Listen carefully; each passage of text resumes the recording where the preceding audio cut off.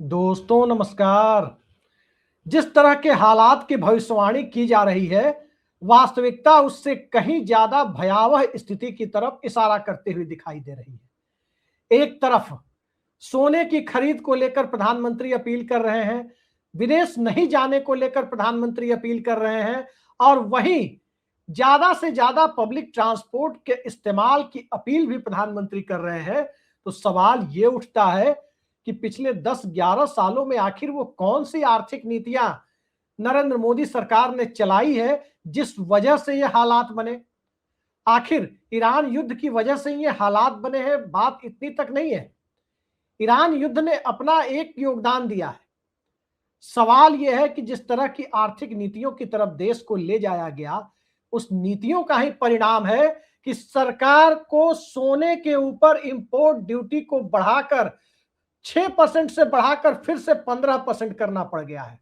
बरसों पहले 15% हुआ करता था, लेकिन सोने पर आयात ड्यूटी को बढ़ा देना, इंपोर्ट ड्यूटी को, इसके साथ साथ क्रूड ऑयल की कीमत $110 प्रति बैरल को पार करती हुई दिख रही है। और खासकर तब जब इस देश के अंदर आर्थिक स्थिति बहुत अच्छी नहीं है और इन सब के बीच होलसेल प्राइस इंडेक्स यानी थोक महंगाई दर 8% को पार कर गई है और अप्रैल महीने में 8.3% तक पहुंच गई है।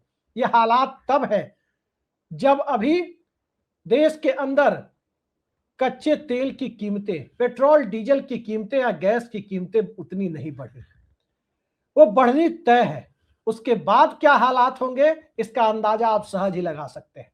8.3% यदि थोक मूल्य सूचकांक पे मुद्रास्फीति की दर है तो पक्का ये खुदरा पर आते आते 10% से ऊपर है, इससे इनकार नहीं किया जा सकता। सवाल यह है कि सरकार इस दौर में क्या सोच रही है। $110 प्रति बैरल अगर कच्चा तेल इंटरनेशनल मार्केट में है तो ये बहुत बड़ी चिंता नहीं है। मनमोहन सिंह के दौर में एक दौर ऐसा भी आया था जब $135-40 प्रति बैरल तक कच्चे तेल की कीमतें थी। उस वक्त भी हालात इतने खराब नहीं हुए थे, उस वक्त भी सरकार ने संभाल लिया था। इसलिए संभाल लिया था क्योंकि देश की आर्थिक सेहत मजबूत थी। आज की तारीख में देश की आर्थिक सेहत से ज्यादा आम लोगों की आर्थिक सेहत जो बिगड़ती जा रही है, क्या सरकार या सरकार में बैठे हुए अर्थशास्त्री उसको लेकर जरा भी चिंतित है? दिल्ली सरकार ने एक फैसला लिया है कि दिल्ली सरकार का कोई भी मंत्री यानी रेखा गुप्ता सरकार का कोई भी मंत्री या कोई भी अधिकारी अगले 1 साल तक विदेश नहीं जाएगा। यह दिल्ली सरकार का फैसला नहीं है। इस देश के अंदर जो सब कुछ चंगा सी आपको दिखाया जा रहा था, उसके ऊपर एक काले धब्बे की तरह है कि आखिर सरकारों को इस हद तक क्यों जाना पड़ रहा है कि प्रधानमंत्री सादगी की अपील कर रहे हैं और सरकारें धड़ाधड़ ऐसे फैसले ले रही हैं कि ज्यादा से ज्यादा वर्क फ्रॉम होम हो और ज्यादा से ज्यादा लोग विदेश ना जाए, किसी तरह से खर्च में कटौती की जाए। अब जरा देखिए इसके हालात कितने बुरे होने वाले हैं। जिस तरफ मैंने आपको शुरू में इशारा किया, जरा एक एक कर इन चीजों को देखिए। सोने पर बरसों पहले 6% आयात शुल्क कर दिया गया था, 6% इंपोर्ट ड्यूटी 15% से घटाकर अब फिर से 15% किया जा रहा है। तो इसका मतलब क्या है? 15% करने का मतलब यह है कि यहां के व्यापारी कम से कम सोना आयात करें। लेकिन कम से कम आयात तो होगा नहीं, शादी विवाह का सीजन है, कम से कम इंपोर्ट होने का सवाल ही नहीं है। उल्टा आयात शुल्क कम होने की वजह से जो स्मगलिंग यानी तस्करी से लाए जाने वाले सोने की संख्या इस देश में, उसमें काफी गिरावट आ गई थी। अब एक बार फिर वो बढ़ेगा। तस्करी होती क्यों है? तस्करी इंपोर्ट ड्यूटी को बचाने के लिए होती है, तस्करी टैक्स को बचाने के लिए होती है। जब एक नंबर के रास्ते से ही टैक्स कम होगा, फिर कोई क्यों स्मगलिंग करेगा? वही रेट उसे मिलेगा जो सरकारी रेट है। लेकिन जब टैक्स बढ़ेगा तो स्मगलिंग बढ़ेगी। सवाल यह है कि क्या सरकार एक बार फिर सोने की तस्करी और तस्करी से जुड़े हुए बड़े बड़े नामों के और बड़े बनने की गुंजाइश पैदा कर रही है? ये एक अलग सवाल है। दूसरा सवाल यह है कि 6% से 15% जो आप देख रहे हैं कि फिर से 13 मई को यानी कल जो इंपोर्ट ड्यूटी बढ़ाई गई है, टैक्स उतने तक ही नहीं है, 3% उस पर जीएसटी भी पहले से है। कुल मिलाकर प्रति 10 ग्राम सोने की कीमत इस देश के अंदर मौजूदा दौर में 4,000 से 5,000 रुपए के बीच बढ़ने की स्थिति है। और मैं फिर कह रहा हूं कि यह स्थिति अभी के हालात में है जब पेट्रोल और डीजल की कीमतें नहीं बढ़नी है। पेट्रोल और डीजल की कीमतें बढ़नी तय है। खाने पीने के सामानों से लेकर पहनने ओढ़ने के सामानों तक की कीमतें भी बढ़नी तय है। लेकिन इन सब के बीच आम आदमी का क्या होगा? बात यदि सोने की करें, सरकार सोने का आयात कम करना चाहती है, लोगों से कम खरीदने को कह रही है। तो जरा देखिए कि इस देश में सोने के व्यापार में, गहना बनाने के काम में और गहना बेचने के काम में कम से कम 2 करोड़ लोग लगे हुए हैं। अब जब 2 करोड़ लोग लगे हुए हैं तो निश्चित तौर पर 7-8 करोड़ लोगों का परिवार भी है जो सोने के व्यवसाय से सीधे तौर पर जुड़ा हुआ है। फिर उनकी अर्थव्यवस्था का क्या होगा? क्या वो सभी 5 किलो राशन वाले ब्रैकेट में जुड़ने के लिए खुद को मानसिक तौर पर तैयार कर लें कि उनके सामने भी अब सोना चांदी छोड़कर 5 किलो राशन वाले ब्रैकेट में जुड़ करके हर हर मोदी करने की परिस्थितियां पैदा हो रही है। इसके आगे की स्थितियों को देखें। अर्थव्यवस्था में मांग की कमी, अर्थव्यवस्था में मांग की कमी के बीच, डिमांड कम होने के बीच लोगों की क्रय शक्ति का घटता हुआ स्तर, आम आदमी अब बहुत कुछ खरीदने की स्थिति में बच नहीं रहा है। और मैं बार बार ये आपसे कहता रहा हूं कि आम आदमी आखिर कुछ खरीदेगा तो खरीदेगा कैसे? क्योंकि जिस देश के अंदर 84 करोड़ लोगों को 5 किलो राशन की सरकारी इमदाद पर जिंदा रखा गया हो, 60% आबादी को, उस देश की क्रय शक्ति को आप कैसे बढ़ा सकते हैं? हिंदू खतरे में है। एक खास अल्पसंख्यक वर्ग के प्रति नफरत की बुनियाद पैदा कर जिस तरह का माहौल पिछले कई सालों से देश में बनाया गया, उसकी चरम परिणति इसी रूप में होनी थी।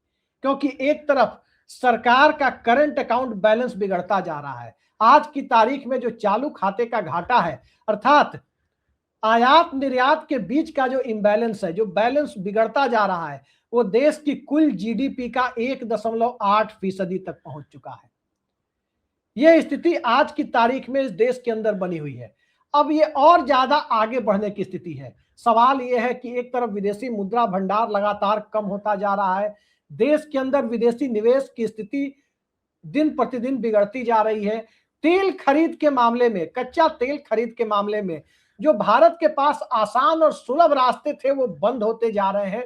एक तरह से अमेरिकी मोनोपोली के सामने झुकने की नौबत आ रही है। तब मौजूदा दौर में नरेंद्र मोदी सरकार के पास बचता क्या है? अब जरा देखिए, खाड़ी संकट से भी पहले भारत के सामने तेल खरीद को लेकर बहुत आसान स्थितियां थी। अरब के देश थे, ईरान था, इन सब और इसके साथ साथ रूस के साथ भी स्थितियां थी कि भारत यहां से सस्ते दर पर अच्छी क्वालिटी का क्रूड ऑयल खरीदता था, जो भारत की रिफाइनरी में आसानी से रिफाइन होकर पेट्रोल और डीजल में तब्दील कर दिया जाता था। अब स्थितियां यह है कि गल्फ की स्थिति बिगड़ने से वो स्थिति बिगड़ रही है। रूस के साथ जिस तरह से अमेरिकी दबाव में मई महीने के मध्य तक, यानी 14-15 मई तक का जो एक आसान रास्ता दिया गया था, उस आसान रास्ते की मियाद भी अब खत्म हो रही है। कहने का मतलब यह है कि अब रूस के साथ भी अगर भारत तेल खरीद की स्थितियों को जारी रखता है तो अमेरिका की नजरें टेढ़ी होने का खतरा ज्यादा बढ़ जाएगा। एक तरफ ईरान की तरफ से अघार्ची भारत पहुंचे, दूसरी तरफ से अमेरिका और चीन के बीच संबंधों को ठीक करने के लिए बातचीत चल रही है, और तीसरी तरफ भारत और रूस के संबंध व्यापारिक स्तर पर और ज्यादा मजबूत होने की बजाय और ज्यादा ये असंतुलन की स्थिति में पहुंचे। इस तरह की बुनियाद अंतरराष्ट्रीय स्तर पर रखी जा रही है। तो सवाल ये उठता है कि नरेंद्र मोदी सरकार क्या कर रही है? सवाल ये उठता है कि हमारी स्वतंत्र विदेश नीति का क्या हुआ? क्या इस स्वतंत्र विदेश नीति की कीमत अगली बार ट्रंप सरकार के नारे के वक्त ही उसकी आहुति दे दी गई थी, या उसके आगे अब भी कुछ आहुति देना बाकी रह गया है कि जो थोड़ा बहुत परिस्थितियां सुधरने की गुंजाइश है उसे भी खत्म कर दिया जाएगा? कई सारे बड़े सवाल हैं। और तेल की कीमत, कच्चे तेल की कीमत, क्रूड ऑयल की कीमत जो है वो अंतरराष्ट्रीय स्तर से ज्यादा भारत के अंदर की स्थितियों को कैसे प्रभावित करेगी और कैसे यहाँ तेल की स्थितियां बिगड़ रही है, उसके बारे में आप गल्फ वाली स्थितियों को तो देख चुके कि क्या है, रूस के साथ की स्थितियां भी क्या है वो आपको पता है।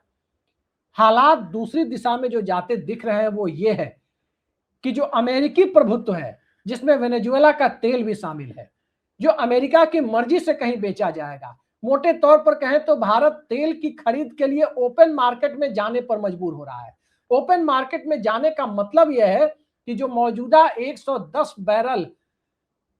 110 डॉलर प्रति बैरल की कीमत पर जो तेल चल रहा है वो रेट और ज्यादा शूट करेगा और ऊपर जाएगा, और उस ऊपर जाते हुए रेट पर भारत को तेल खरीदना होगा।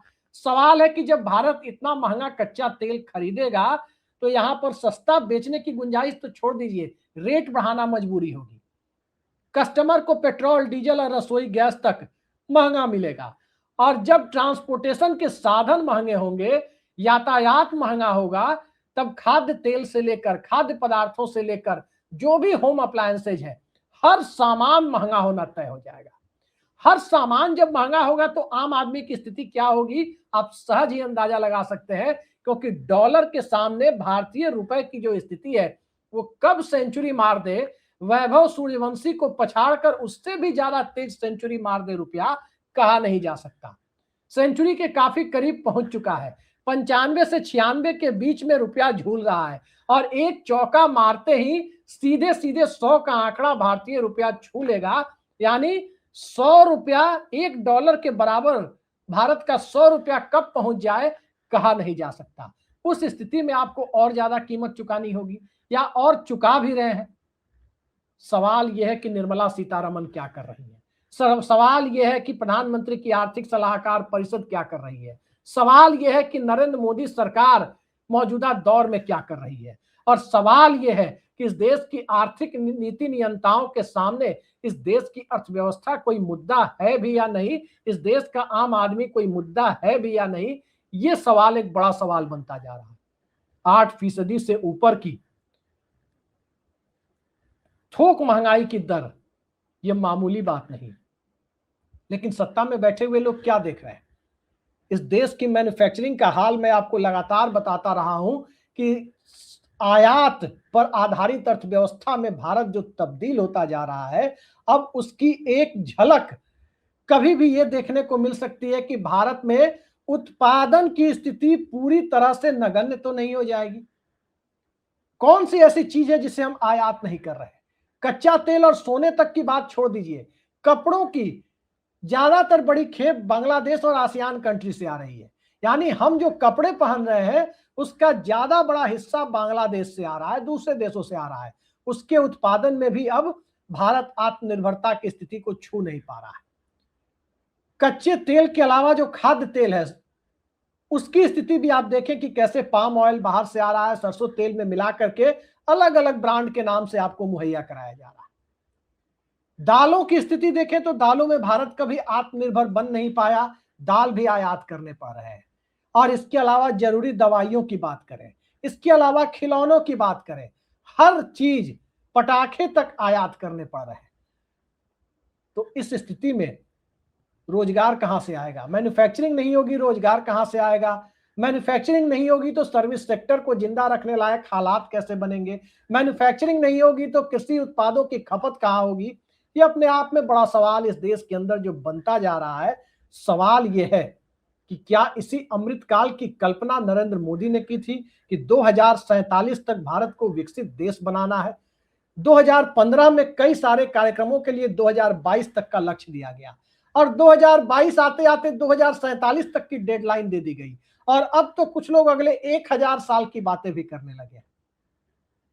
डेडलाइन का आगे बढ़ते जाना, चुनावी हिंदुत्व की रफ्तार से इस देश की सियासत और समाज के अंदर एक अजीबोगरीब राजनीतिक जहर घोलने की कोशिश करना, और इन सब के बीच अर्थव्यवस्था का धीरे धीरे रसातल में जाने की परिस्थितियों में खुद को ढालते जाना, यही मौजूदा दौर में देश की नियति बन गई है।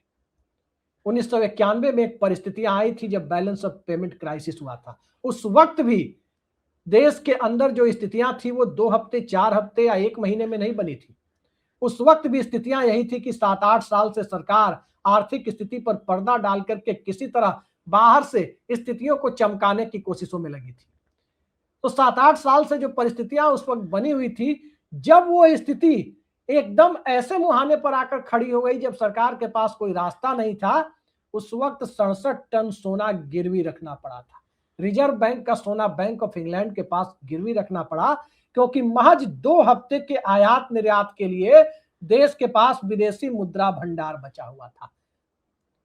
आज की स्थिति यह है कि कभी भी भारत के विदेशी मुद्रा भंडार को लेकर एक आर्थिक आपातकाल जैसी व्यवस्था लानी पड़ सकती है। क्या वाकई देश आर्थिक आपातकाल की तरफ बढ़ रहा है? देश के अंदर रोजगार की स्थिति यही है कि 5 किलो राशन पर लोग घर बैठ करके काम चला रहे हैं। रोजगार की स्थिति यही है कि एक्सप्रेसवे और हाईवे तो बनाए जा रहे हैं, लेकिन एक्सप्रेसवे और हाईवे जो भी नए बन रहे हैं उनके किनारे उद्योगों की कोई श्रृंखला देखने को नहीं मिल रही है। दुनिया में कहीं भी हाईवे या एक्सप्रेसवे बनते हैं, भारत के अंदर भी जो पुराने एक्सप्रेसवे वगैरह है, चले जाइए दिल्ली से लेकर अमृतसर तक, सड़क के किनारे उद्योगों की एक पूरी श्रृंखला जो दिखाई पड़ती थी वो अब नए एक्सप्रेसवे हाईवे के किनारे दिखाई नहीं दे रही है। ये इस देश की 150 करोड़ की आबादी के सामने सत्ता और सिस्टम के द्वारा फैलाया गया एक ऐसा झूठ है, एक ऐसा झूठ जिसमें ऊपर से सब कुछ साफ साफ दिखाया जा रहा और अंदर से स्थितियां इतनी खोखली हो गई है कि सरकार अपने जरूरी खर्चों को चलाने के लिए भी एक बार फिर रिजर्व बैंक से 3-4 लाख करोड़ रुपए जबरिया हासिल करने की कोशिश तो नहीं करेगी। नरेंद्र मोदी सरकार ने अपने कार्यकाल में ही रिजर्व बैंक से 2 लाख करोड़ रुपए जबरिया हासिल कर लिए थे। रिजर्व बैंक की मर्जी के बिना उससे रुपए ले लिए थे। वो हालात फिर से तो नहीं बनने वाले, क्योंकि एक तरफ अर्थव्यवस्था और सिस्टम कोलैप्स करता जा रहा है।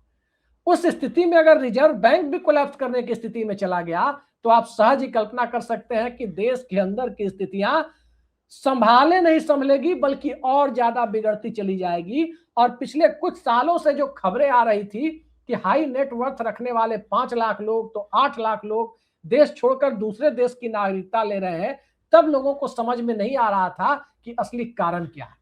असली कारण यह था कि हाई नेटवर्थ वाले लोगों को, जिनके पास मोटा पैसा था, मोटी आमदनी थी, आर्थिक स्थिति अच्छी थी, वैसे 8 लाख लोग तक एक साल में भारत की नागरिकता छोड़ने की हद तक पहुंचे।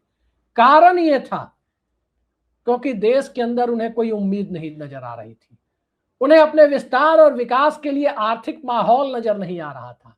उन्हें व्यापार करने के लिए, उद्योग लगाने के लिए किसी भी तरह का सपोर्टिव इन्वायरमेंट किसी को कहीं दिखाई नहीं दे रहा था कि कहीं देश के अंदर एक ठीक ठाक माहौल बने। तो ऐसे लोगों ने नागरिकता छोड़ना ही उचित समझा था। कायदे से कोई समझदार सरकार होती तो उसी वक्त समझ जाती कि स्थितियां धीरे धीरे बिगड़ रही है और अब अलार्मिंग स्थिति में आ रही है।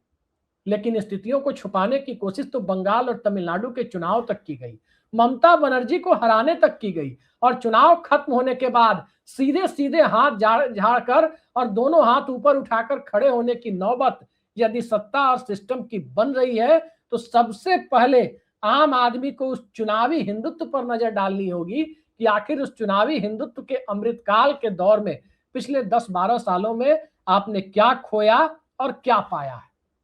तो देखते जाइए, अभी तो ये ट्रेलर है, पूरी फिल्म आपके सामने बहुत जल्दी आएगी और वो फिल्म कल्पना नहीं कर सकते कि किस तरह की रूह कपा देने वाली फिल्म बन सकती है। आज के लिए इतना ही। नमस्कार।